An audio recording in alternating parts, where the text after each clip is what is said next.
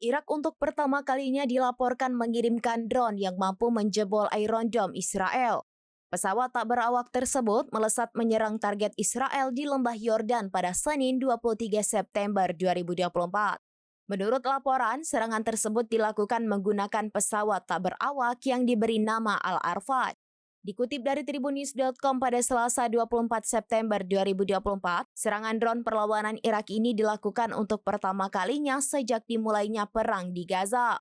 Jebolnya drone Irak yang tak terdeteksi sistem Iron Dome itu memicu sirine di daerah serangan dan dataran tinggi Golan hingga kota Bisan.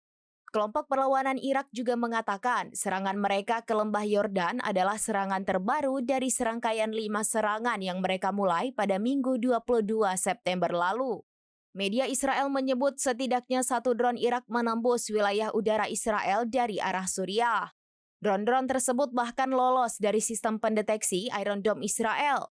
Kini pasukan pertahanan Israel sedang menyelidiki kemungkinan peluncurannya dari Irak. Diketahui rangkaian serangan Irak ini terjadi di tengah meningkatnya ketegangan antara Israel dan Hizbullah, di mana ketegangan tersebut meningkat imbas serangan teror cyber Israel pada 17 dan 18 September di Lebanon.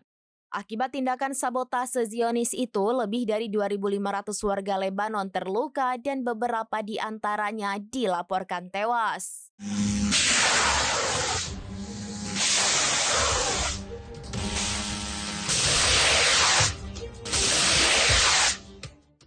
Download Tribun X sekarang, menghadirkan lokal menjadi Indonesia.